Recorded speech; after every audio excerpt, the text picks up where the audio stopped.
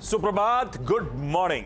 सीधा सौदा के आज के इस मंगलवार के एडिशन में आप सबका स्वागत है। मंगलवार का दिन है, कह लीजिए थोड़े मंगल संकेत है।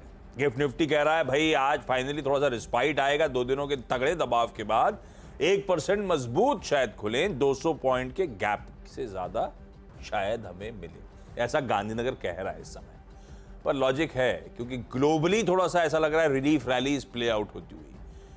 जैसे अगर मूड बिगाड़ा था किसी यूएस ने, तो 3 दिन की पिटाई के बाद यूएस के बाजार एटलीस्ट इंडिकेट कर रहे हैं उसके फ्यूचर्स की आज संभलेंगे, मजबूत हैं। ऐसे ही अगर एशिया में किसी निक्कई ने सबकी दिक्कतें बढ़ाई थी, उसको देख के सब डर रहे थे, तो निक्कई में एक पावरफुल कमबैक हो रहा है। साथ ही कॉस्पी, जिसकी सुबह चर्चा कर रहे थे कि शायद वहाँ पे ट्रेडिंग रोक दी गई थी एक समय में, सब बाउंस बैक कर रहा है। अक्रॉस एसेट क्लासेस जो पेन था, थोड़ा सा रिलीफ दिख रहा है। रिलीफ रैली है, उसका फायदा गिफ्ट निफ्टी इस समय उठाता हुआ। पर रिलीफ रैली कितनी सरफेस पे है, अंदर की पिच का क्या हाल है? उंगली डाल रहे हैं तो थोड़ा सा अगर सख्त है तो उसके नीचे, लेकिन जब गिलगिला मामला है ये समझ लिया जाए, उसके बाद मैच शुरू करेंगे। लाइए पिच पहुंच गए। ये देखिए, मैं कह रहा था पिच तो सख्त दिख रही है, पर आपने उंगली डाली कि नहीं डाली? डाली। क्या हुआ? ऊपर से पपड़ी है केवल। ओ, अंदर घुस गई। अंदर घुस गई। फिर कॉन्फिडेंस नहीं है अभी। अगर तो टेनिस बॉल से खिलाएं तो पिच पे ज्यादा इम्पैक्ट नहीं आएगा, तो हो सकता है गेम चले। ये लेदर बॉल से खिलाएंगे तो सीधा अंदर ही चली जाएगी। टेनिस वाली भी अंदर चली जाएगी, प्लास्टिक वाली नहीं जाएगी। बट प्लास्टिक की तरह वहां तक पहुंचेगी नहीं, तो बॉलिंग तो करोगे लेकिन बल्ले तक नहीं पहुंची। अपन अपने साथ रूल क्रिएट कर सकते हैं, हाफ पिच से बॉलिंग करो। हाफ पिच से बॉलिंग करो आप, क्योंकि वो प्लास्टिक वाली में कई बार देखा बॉलिंग का, तो वहां तक गई नहीं, उड़ने लगती है रास्ते में इधर उधर चली गई। फिर पहले वाली प्लास्टिक ऐसी थी, फिर बाद में एक ऐसी प्लास्टिक आई थी एकदम हार्ड थी, वो तो गलती से लग जाए तो लेदर भी शर्मा जाए, इसलिए वो हट गई थी। वो हट गई भाई साहब, बहुत खतरनाक थी। भारी गेंद लग जाती थी। कॉर्क की बॉल भी आती थी। कॉक की सस्ती पड़ती थी ना, तो खेलते उसी से। वो सस्ती पड़ती थी।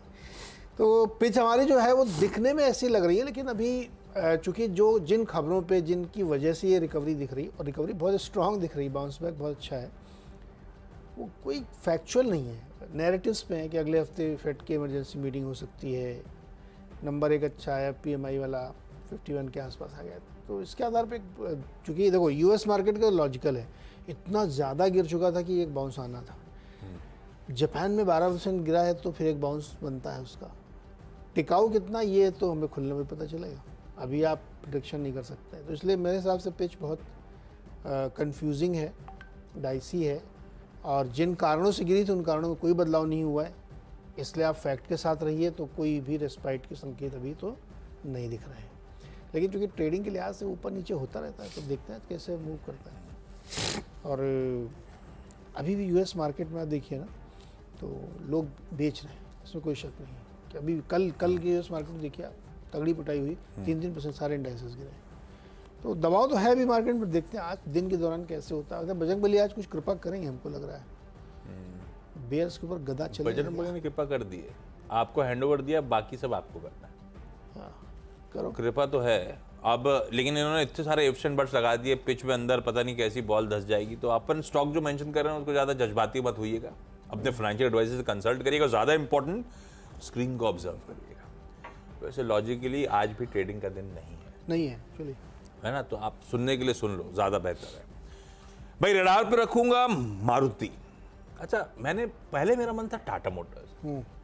भाई आज रिलीफ अगर प्ले आउट होना है थोड़ा बहुत भी, तो जो पिटे उन पे फोकस करिए। लाइए टाटा मोटर्स का हफ्ते भर का चार्ट, मारुति का हफ्ते भर का चार्ट। अब टाटा मोटर्स और मारुति के बीच में फिर ये हुआ कि टाटा मोटर्स लदा तो सिर्फ ग्लोबल दिक्कतों के चलते था, पर उसका ग्लोबल एक्सपोजर बहुत ज्यादा है। मारुति भी लदा, लेकिन मारुति का एक जमाने में इशू होता था कि येन का एक्सपोजर, अब तो मिनिस्क्यूल सा येन का एक्सपोजर है, और पूरा डोमेस्टिक मार्केट फोकस है।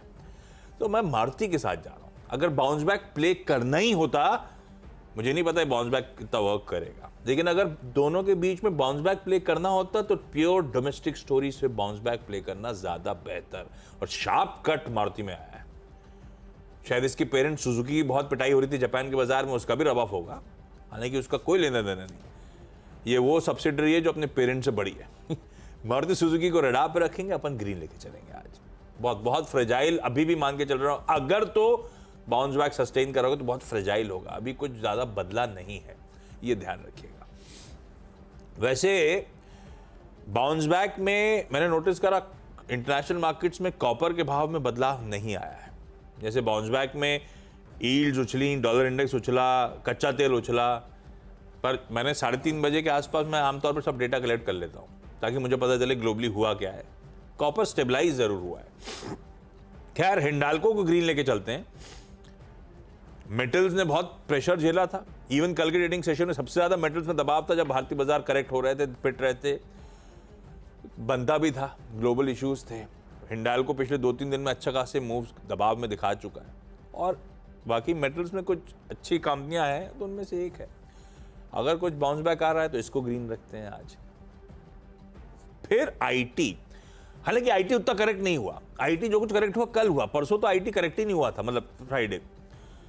पर उसमें आईटी थोड़ा सा आज शायद रिस्पाइट दिखाए अगर तो नैस्डैक दिन के दौरान इसी तरह से अभी जो फ्यूचर्स ट्रेंड दिखा रहे हैं वो कंटिन्यू कर गया तो। अब उसमें ये स्टोरी है बीटन डाउन, कौन सा आउट परफॉर्म करेंगे। मुझे लगता है बिरला सॉफ्ट को अडॉप्ट रखिएगा। इन सबसे पहले से बिरला सॉफ्ट बहुत तगड़ा, क्योंकि एक तरफे मूव बिरला सॉफ्ट ने एंजॉय भी करे थे तो करेक्टिव मोड भी बहुत तगड़ा आया था। कहाँ 800-900 पे चला गया था एकदम, देखिए कहाँ एकदम पिटाई। इसका चार्ट खोलिएगा महीने भर का तो बिरला सॉफ्ट की कहानी समझ में आएगी। खैर, रख देता हूँ रडार पे ग्रीन, लेकिन ये सब ग्रीन वाले स्टॉक्स थोड़ा सा पिंच ऑफ सॉल्ट के साथ। ये देखिए बिरला सॉफ्ट का हाल, ये पिछले कई दिनों से प्रेशर माउंट कर रहा है। 3 हो गए, तीनों इस उम्मीद में कि जो बेहतर ग्लोबल हैंडओवर है हम उस बेटन को थोड़ा सा 3.5 तक ले जाएंगे, पकड़ के भागते रहेंगे। हाँ, नहीं बिल्कुल सही बात है, क्योंकि मार्केट ऐसे ही चलता भी है, ऐसा थोड़ी कि एक लीनियर चलेगा। अच्छा, मेरी टीम में जो है उसमें दीपक नाइट्राइट एक ये हमने लिया है। इसमें प्रॉफिट में 35% की ग्रोथ देखने को मिली, 200 करोड़ को पार कर गया है और रेवेन्यू में 22-22.5% की ग्रोथ आई है। सबसे अच्छी बात है ये मार्जिन बहुत इंप्रूव हुआ है। 12% के आसपास मार्जिन थे पिछले साल इसी क्वार्टर में, अब वो हो गए 14% से ज़्यादा, तो 2-2.25% की ग्रोथ मार्जिन देखने को मिली है। हालांकि स्टॉक ने जो खबरें चल रही थी कि प्राइसिंग जो है केमिकल्स की बॉटम आउट हुई, वो सब देखिए प्रेशर दिख रहा है स्टॉक में, ऑलरेडी काफ़ी रनअप हुआ है, लेकिन नतीजे वाकई बहुत बढ़िया हैं, तो इसको रखिएगा। दूसरा, अपडेटर सर्विसेज, ये हाल की लिस्टिंग थी, क्वार्टर आफ्टर क्वार्टर बढ़िया नतीजे पेश कर रहे हैं इनके। आप देखिए मुनाफा 25-26 करोड़ आया, दुगना हो गया, 100% की ग्रोथ है इसमें, और 650 करोड़ का रेवेन्यू है 576 के सामने, तो ये भी बहुत अच्छी ग्रोथ दिख रही है। मार्जिन्स भी बहुत इंप्रूव है और लगातार 15-18% की ग्रोथ दे रहे हैं और 1.5% मार्जिन इंप्रूव किया है, तो नंबर इसके भी बढ़िया है। इंद्रप्रस्थ मेडिकल के नंबर भी काफ़ी बढ़िया दिख रहे हैं यहाँ पे। मुनाफा 45 करोड़ आया है, 30 करोड़ से बढ़ के, क्वार्टरली भी ऐसा ही था और ईयरली भी ऐसा ही था। रेवेन्यू 347 करोड़ आया, 300 करोड़ से बढ़ के, नंबर इसके भी अच्छे हैं यहाँ पे, तो इसको भी ग्रीन में लेके चल सकता है। 3 हो गए अपने। अरे वाह, अब अपनी बारी है। आपने अगले जो है उसमें कल सोच के गया था शाम को जब पढ़ रहा था बांग्लादेश, तो पहले सोचा था मूड बिगड़ेगा तो वो कंपनी हाईलाइट करूंगा जिन्होंने ऑफ लेट, क्योंकि हमने पिछले कुछ दिनों में बांग्लादेश की बहुत मदद करी, इंफ्रा के लिए टाइप्स हुए थे, कई सारी सरकारी कंपनीज ने करे थे, कई सारे हमारे बड़े बड़े कॉन्ग्लोमरेट्स ने बांग्लादेश में काफ़ी केपेक्स करा था, पर आज मूड ठीक हो गया तो फिर बदलनी पड़ गई स्टोरी।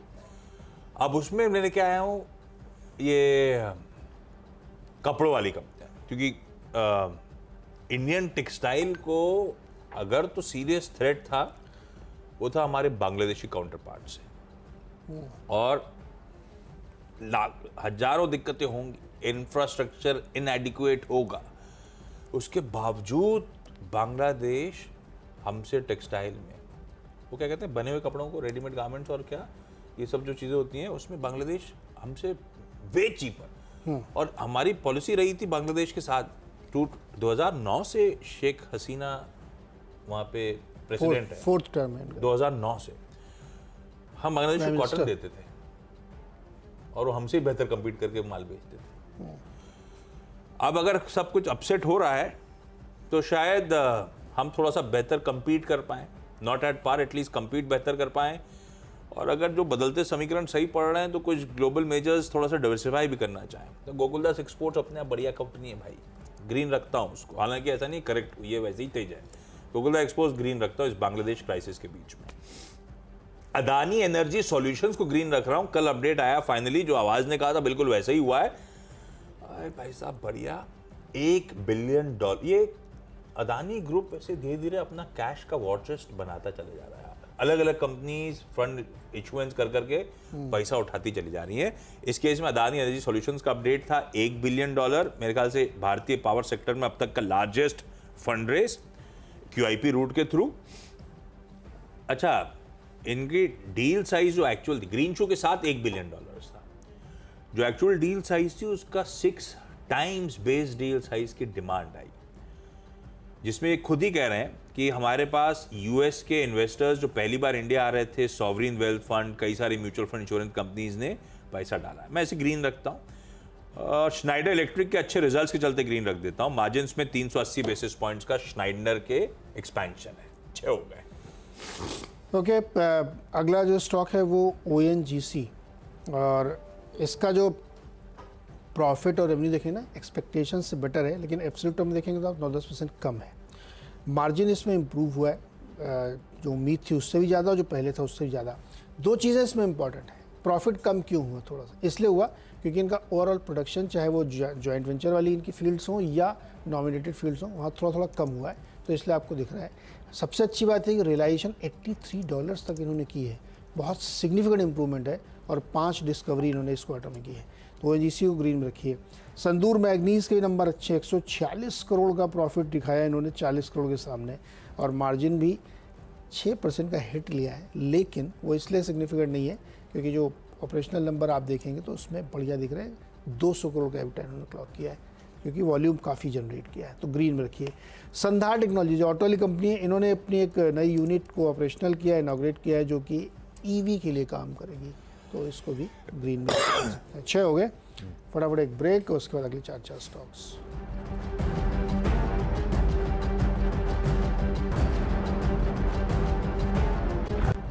स्वागत एक बार फिर से आपका, और आदेश है कि जल्दी जल्दी करना है तो फटाफट बता देता हूँ आपको। PC ज्वेलर्स, इसमें एक खबर आई कि IDFC बैंक के साथ इनका 1 टाइम सेटलमेंट एग्रीमेंट हो गया। इससे पहले बैंक ने Indian overseas, Canara bank, bank of Baroda सब के साथ 1 टाइम सेटलमेंट कर लिया, यानी पूरा कर्जा खत्म करने की कोशिश। साथ ही 10 तारीख को रिजल्ट है, तो देखते हैं इसमें कमेंट्री क्या निकल के आती है। सेनको और कल्याण कल वाले हैं, रिपीट करो, कल ये नीचे से बिल्कुल फ्लैट रिकवर होकर बंद हुए हैं। मुझे लगता है कि ये सोने और चांदी वाली थीम ना अभी आगे चलेगी। और 10वां एक हमने डिफेंसिव डाल लिया, कुछ समझ में नहीं आता मैनकाइंड, इसलिए क्योंकि एक लिस्टिंग भी है आज एक, हालांकि दोनों का धंधा अलग अलग है, एक CDM और एक डोमेस्टिक प्लेयर है, लेकिन दोनों का एक कॉमन है, डोमेस्टिक प्लेयर है और बहुत ही स्ट्रॉन्ग प्लेयर है। तो मैनकाइंड देखते हैं डिफेंसिव में कैसा था, कल देखो ये भी मजबूती के साथ खड़ा रहा। अच्छा, टेक्निकली सोने के भाव वहीं आ गए हैं, फिर वहीं आ गए हैं, लेकिन सबके जहन में कि कुछ हुआ था तो और बाएंगे, मतलब गजब बाएंगे सोने। और मेरे को याद है मनीषा का एक शो देख रहा था मैं, कमोडिटीज का, पता नहीं ऐसी उस दिन ब्राउज कर रहा था चैनल को अपने पे, जो ऑडियो पढ़ाते हैं, ज्वेलर्स आए हुए थे, और जो भी ज्वेलर्स आए थे वो यही बात कर रहे थे कि डबल डिमांड हो गई भाई साहब। सही कह रहे हैं, सिर्फ इस कस्टम ड्यूटी कट से। अपने सर्वेंद्र जी है ना जो चार्ट वाले, हाँ, वो कह रहे हैं कि $3000 का भाव देख रहा हूँ मैं दिसंबर तक US का, और इस समय 2500 के आसपास चल रहा है। हाँ, तो मतलब $500 और जोड़ लो था, वही बैठता आपका 80 के आसपास। बस ये है कि सोना खरीदना थोड़ा सा मुश्किल काम है, बाकी सब ठीक है।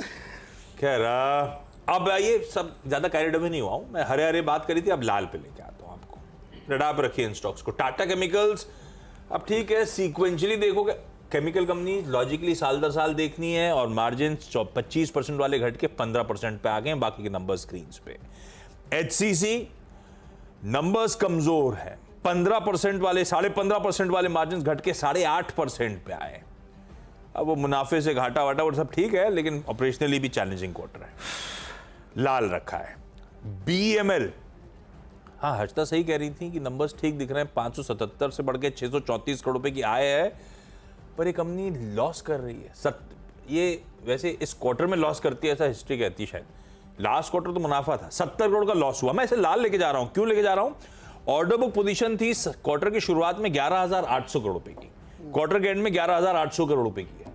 मतलब प्रोजेक्ट एग्जीक्यूट करे, कुछ मिले होंगे, ले दे के ऑर्डर बुक में एक्रीशन नहीं है।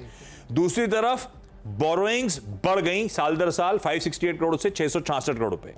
ट्रेड रिसीवेबल्स बढ़ गए 1000 करोड़ से बढ़ के 1418 करोड़ रुपए। तो इंटरनल्स में मजा नहीं आ रहा मुझे, इसलिए लाल रख रहा हूं। हालांकि कल ऑलरेडी पिटा हुआ, आज बाउंस बैक का दिन हो सकता है।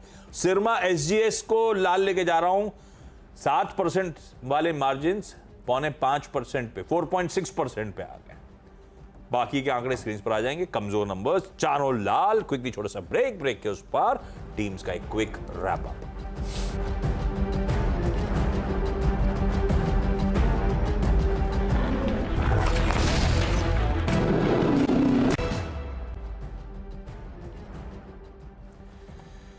चलिए भाई, ब्रेक के बाद आप सबका स्वागत है। चलिए, आज के 10 की सीधा सौदा की टीम आपकी स्क्रीन पर है। मार्केट ट्रेडेबल नहीं है ये ध्यान रखिएगा, लेकिन क्या रडार पे रखना है वो रख दिया है। अच्छे ग्लोबल संकेत दिख रहे हैं, बाउंस बैक टाइप सब दुनिया दिखा रही है। तो अपन ने मारुति सुजुकी जो पिटा बहुत था, हिंडाल्को, बिरला सॉफ्ट, ये तो खैर अच्छे खराब ग्लोबल सीयू से पहले से पिट रहा है। इनको अजम्पशन लेते हुए कि थोड़ा बहुत शायद बाउंस बैक कर रहा होगा आज बाजार, तो ये स्टॉक खासतौर पर आउट परफॉर्म कर रहे होंगे, इसलिए ग्रीन रखा है। गोकुलदास एक्सपोर्ट, बांग्लादेश की क्राइसिस, और हमसे सबसे ज्यादा इसी स्पेस में वो कंपीट करते हैं, मैंने हरा कर दिया। अदानी एनर्जी सॉल्यूशंस के QIP के अपडेट, जैसा आवाज ने बताया था वैसे ही कल शाम को अपडेट आ गया उनकी तरफ से। गजब का रिस्पांस मिला है, $1 बिलियन बढ़िया मोबिलाइज। स्नाइडर इलेक्ट्रिक के रिजल्ट अच्छे, operationally strong quarter. Challenging quarter Tata chemicals के लिए साल दर साल, HCC के लिए, किसी BEML के इंटरनल्स कमजोर है, और सिरमा SGS के भी परफॉर्मेंस खासी खराब, लाल कर दी। ओके, दीपक नाइट्राइट के नंबर काफ़ी बढ़िया है और मार्जिन भी काफ़ी इंप्रूव हो गया है। इसके साथ ही अपडेटर सर्विसेज के नंबर बढ़िया है। इंप्रेस मेडिकल, ONGC के नंबर बहुत अच्छे। रिलायशन $83 का 5 डिस्कवरी नई, मार्जिन इंप्रूव हुए हैं। ऑपरेटिंग नंबर बहुत अच्छे हैं। प्रोडक्शन थोड़ा कम हुआ इसलिए प्रॉफिट में थोड़ा नरमी देखने को मिले। संदूर मैग्नीज के नंबर बहुत अच्छे हैं। संधार ने एक नई अपनी यूनिट बनाई है जिसमें EV के लिए काम होगा, उसका उद्घाटन हुआ है। सेनको कल्याण में नजर रखिएगा। गोल्ड में रिकवरी बहुत ज़बरदस्त है, डिमांड के चलते। PC ने अपने PGLS से 6 बैंकों के साथ अपने 1 टाइम सेटलमेंट का एग्रीमेंट कर लिया है। और एक डिफेंसिव प्ले फार्मा, चूंकि आज एक लिस्टिंग भी है तो मैनकाइंड को रखा है इसमें।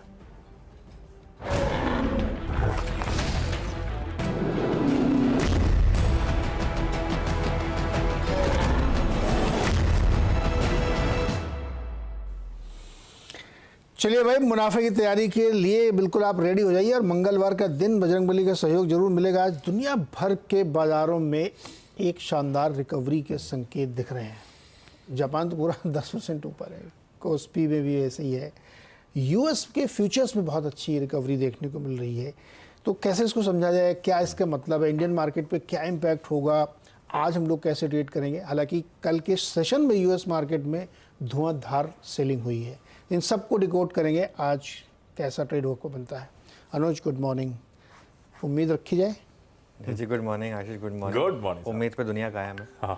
देखिए, हमने इतनी सारी चीज़ें डिस्कस करी। मेरे ख्याल से जो पिछले 48 आवर्स में जो सबसे इम्पोर्टेंट घटना हुई है ना, उसकी ज़रा फुटेज चलाते हैं, क्योंकि मैं उसको मार्केट के साथ जोड़ूंगा।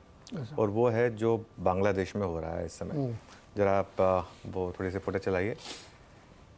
अब देखिए क्या है ये, बांग्लादेश में तख्ता पलट हुआ है। अब आप हमारा देश की एक खूबी देखिए, हमारे लेफ्ट हैंड साइड पे, हमारे राइट हैंड साइड पे, हमारे साउथ में कोई भी कंट्री स्टेबल नहीं है। पाकिस्तान, अफगानिस्तान सब उस साइड, इधर नेपाल, नीचे श्रीलंका, इधर बांग्लादेश, सबका हाल हमने देख लिया। और ऑलमोस्ट हर कोई, अब हमारा जो पड़ोसी देश है वो थोड़ा सा हमसे रिश्ते खराब ही हैं उनके सब, बिगड़ते चले जा रहे हैं। तो ये एक दिक्कत की चीज़ है। लेकिन इससे क्या सीख मिल रही है? ये फॉर्मूला हर कंट्री में चलाया जा रहा है। ऐसा नहीं कि इंडिया में नहीं चलाया गया, कोशिश नहीं की गई है, लेकिन भारत को नहीं कर पाएंगे ऐसा कुछ। तो